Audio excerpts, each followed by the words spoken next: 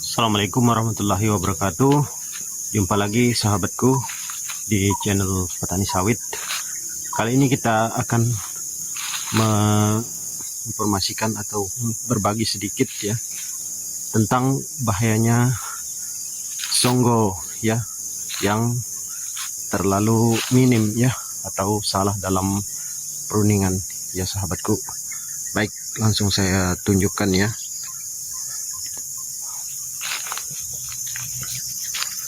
Nah, seperti ini dia sahabat, contohnya ya. Dan dia hanya bisa menghasilkan bunga jantan ya sahabatku. Ini sudah berapa tahun dia tidak bisa berbuah ya sahabat, karena peruningannya seperti ini sahabat ya. Keliru caranya, seharusnya ini cukup sampai di sini sahabat buangnya ya. Dan juga mungkin karena pengaruh pupuk ya yang kurang, dan ini kelihatannya baru habis diberikan pupuk NPK ya. Oke sahabatku, kita ke tempatnya. Nah, ini yang sangat ekstrim sahabat ya. Nah, ini dia sahabat, metode pruningan seperti ini ya. Ini tidak benar ya sahabatku. Seharusnya 3 pelepah ya di bawah buah yang mentah tersebut ya, disisakan 3 atau 4 sahabatku. Kalau untuk sawit yang masih seperti ini ya sahabat. Nah, karena kesalahan dalam pruningan ini sahabat, makanya para sahabat jangan heran ya kalau sawitnya yang biasanya berbuah banyak ya, untuk sawit yang umur-umur seperti ini, tiba-tiba dia berhenti berbuah ya sahabatku. Sementara pohon yang lain tetap berbuah ya. Nah, akibat salah satu penyebabnya seperti ini sahabat ya. Kita salah dalam melakukan pruningan ya, atau pemotongan pelepah yang terlalu gundul ya sahabat. Nah, coba para sahabat lihat ya. Nah, kasihan sekali ya. Nah, sahabatku. Nah, dan ini juga hanya dibiarkan saja di sini. Harusnya ini dikorek ya sahabat, dibersihkan, dibuang, karena di sini ini, di bagian ini ada penyakit sahabatku ya. Sini ini ada ulat, biasanya tempat ulat bertelur di situ, dan dia tentu saja akan mencari makan ya ke pokok sawit ya. Nah, itu dia sahabatku. Nah, untuk metode pemupukannya ini sudah benar ya sahabat, keliling pokok ya untuk sawit seperti ini. Karena mau ditabur di bagian pelepah, kita lihat pelepahnya amburadul ya, keliru dalam penyusunan ya sahabatku. Nah, sangat berbahaya kalau di perusahaan sawit ya sahabat. Sangat tidak direkomendasikan cara-cara yang seperti ini. Oke, assalamualaikum warahmatullahi wabarakatuh. Jumpa lagi sahabatku di channel Petani Sawit. Maaf ya sahabat, ini agak berkeringat karena habis melakukan aktivitas. Oke, saya akan ajak para sahabat berkeliling ya, sambil kita review sedikit kebun sawit saya yang masih kecil ini ya sahabatku. Oke, kita langsung saja mulai dari pokok yang pertama ya. Nah, ini dia sahabat ya. Pokok yang ini sempat mengalami stres ya beberapa bulan yang lalu, tepatnya di tahun 2025 ya. Karena kelembabannya terlalu tinggi di sini sahabat. Jadi saya inisiatif membuat tapak timbun seadanya seperti itu sahabatku ya. Oke, kita lanjut sahabat. Ini dia sama juga sempat menguning ya beberapa bulan yang lalu, tapi berangsur-angsur dia mulai menghijau kembali sahabatku ya. Ini rencananya setelah disemprot nanti mau diberikan pupuk ya, mungkin pupuk dolomit ya. Nah, ini karena dari awal sahabatku saya buatkan dia tapak timbun ya. Jadi ya alhamdulillah masih tetap bertahan dalam warna hijaunya sahabatku. Nah sama yang ini juga sahabat, hanya saja ini tapak timbunnya mau diperbaiki, mau ditambah sahabatku. Mungkin nanti saya buatkan yang baru ya, yang lebih besar ya. Sama juga untuk pokok yang ini sahabat, hanya beberapa gangguan ya sahabat ya di sini, yaitu sering terjadi patah ini ya pelepahnya karena dimakan hama ya, ada bakteri, ada virus atau entah apalah ya namanya yang memakan pelepah tersebut, tiba-tiba patah ya. Tadi saya temukan ada satu lagi ya, di Jumat yang lalu juga ada satu rawan sekali bagian pinggir seperti ini. Ini juga sempat menguning dan masih terlihat ya, tapi sudah mulai berangsur hijau kembali ya sahabatku. Oke, kita lanjut ya. Kali ini agak panjang sahabat, kita sambil jalan sambil bercerita ya. Nah ini dia sahabat, berani menanam sawit di area rawa berarti kita harus siap dana yang besar dan perawatan yang ekstra, tenaga yang ekstra, termasuk bagian sanitasi. Ini dia sahabat, karena di sini sebenarnya ini hanya area yang dilewati air dari sana ya, bukan airnya menggenang ya. Jadi untuk paritnya ya seperti ini saja sudah cukup ya.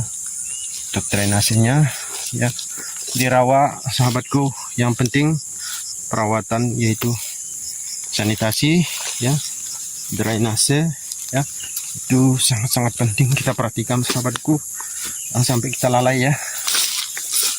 Ini sempat terhenti ya selama 1 bulan, yaitu pada bulan puasa kemarin saya tidak ada sama sekali ke sini sahabat ya, full selama 1 bulan.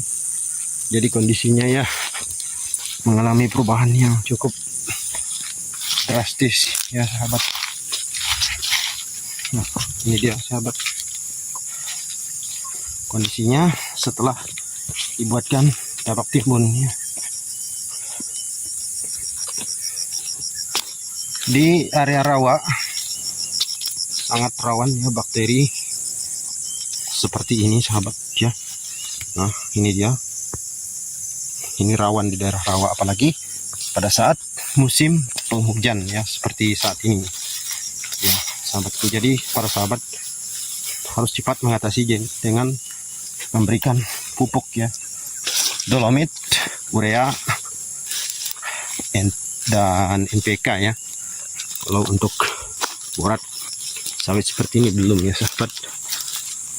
Ini dia sahabatku, saya inisiatif membuatkan dia tapak timbun, dan setelah kurang lebih 2 minggu kemudian dia langsung hijau sahabatku. Nah ini ya tinggal kita berikan pupuk ya. Nah ini keliling sahabat. Sama juga sahabatku ya, seperti yang pernah saya jelaskan di konten-konten sebelumnya, untuk di area gambut ya sama perawatannya ya seperti di rawa ya. Nah ini dia sahabat, dia menguning ya. Ini sahabatku.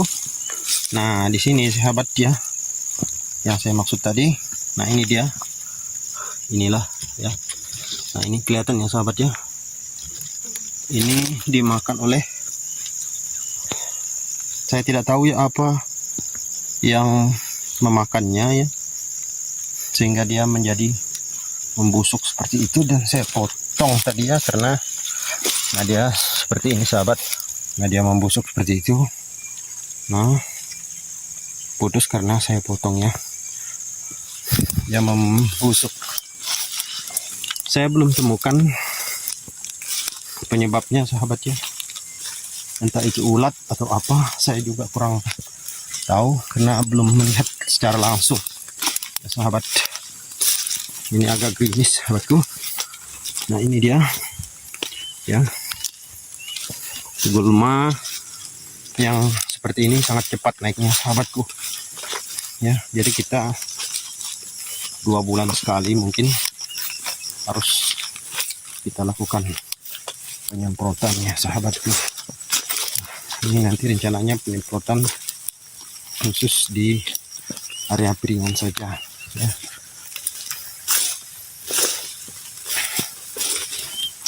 Nah ini dia sahabat.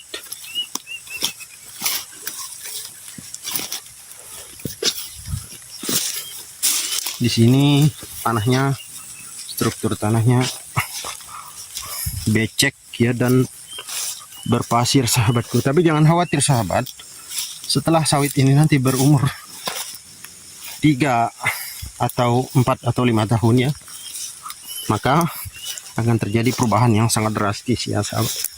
Area ini akan berubah menjadi area yang kering ya, karena sawit ini dalam aktivitasnya menyedot air sangat luar biasa ya sahabatku. Dia kuat minum ya, bahasa sederhananya mungkin seperti itu sahabat ya. Dia sangat kuat dalam mengkonsumsi air ya sahabat. Pada saat masih kecil seperti ini memang belum ya sahabat, tapi setelah besar kita akan lihat area rawa bisa berubah menjadi seperti area gunung ya sahabatku. Itu pengalaman saya sahabat, 9 tahun ya berkecimpung di perusahaan sawit ya. 2 tahun menjadi karyawan biasa, menjadi kuli ya. 7 tahun menjadi pengawas ya sahabatku di bidang perawatan, yaitu bagian penyemprotan dan pemupukan ya sahabatku. Jadi sedikit banyak saya agak mengerti di kedua bidang tersebut, walaupun sebelumnya saya adalah seorang pemanen ya sawit, pemanen sawit yang sudah tinggi. Jadi jangan heran para sahabat jika saya kadang-kadang mereview ya hasil pruningan di sawit-sawit yang besar. Nah ini dia hijau sekali sahabatku dan subur karena memang dia di area yang cukup tinggi. Untuk area cukup tinggi sahabat, yang penting bersih ya, dia aman ya. Nah ini dia sahabat ya. Jadi saran saya sahabat, jika kalian punya modal yang besar ya, ingin membuka perkebunan sawit di area rawa, sebaiknya kalian menggunakan tenaga ekskavator ya untuk membuat tanggul. Itu akan lebih bagus sahabatku, untuk membuat parit ya. Nah paritnya 2 jalur sawit 1 parit ya, 2 jalur sawit 1 parit. Jadi setelah itu baru kalian memberikan step panjang ya, buat lubang, jangan langsung ditanam ya sahabatku. Taburi dulu dolomit ya untuk menetralisir pH tanah ya, karena di area rawa ini pH-nya cukup tinggi ya, kadar asamnya cukup tinggi sahabat, beda dengan di area gunung seperti di sana ya. Ya sahabat, kita keliling. Nah oke sahabatku, assalamualaikum warahmatullahi wabarakatuh.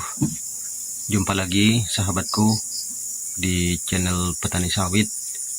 Kali ini saya akan berbagi pupuk yang murah meriah ya. Mungkin bagi kita yang kekurangan modal ya untuk membeli pupuk yang mahal, di sini saya akan bagikan pupuk yang bisa kita dapatkan dengan gampang ya sahabatku.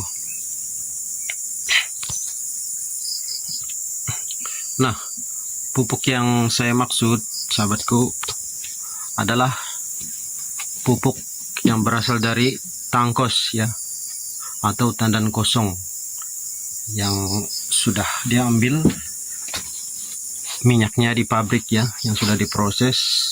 Nah, tangkosnya itu sahabatku bisa kita gunakan untuk pupuk ya.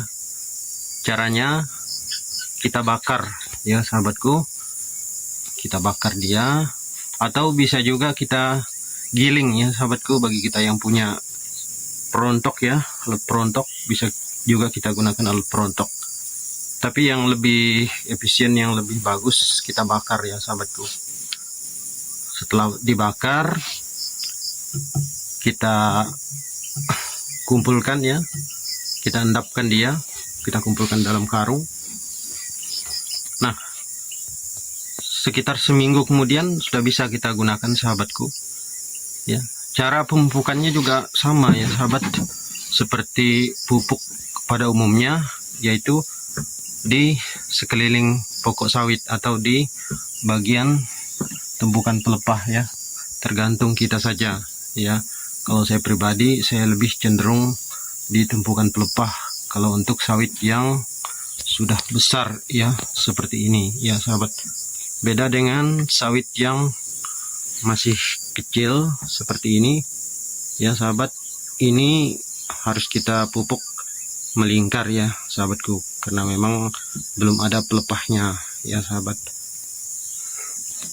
Nah, jadi itu sahabat ya untuk hari ini, tips dari saya, tips sederhana untuk pupuk. Baik sahabatku, assalamualaikum warahmatullahi wabarakatuh. Kita jumpa lagi sahabatku di channel Petani Sawit.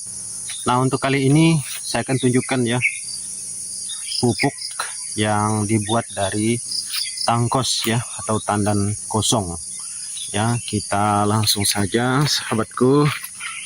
Nah ini dia sahabat pupuknya.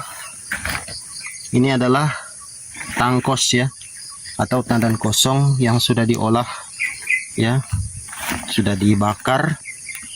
Nah, dia jadi seperti ini. Nah, ini cara penaburannya sahabatku.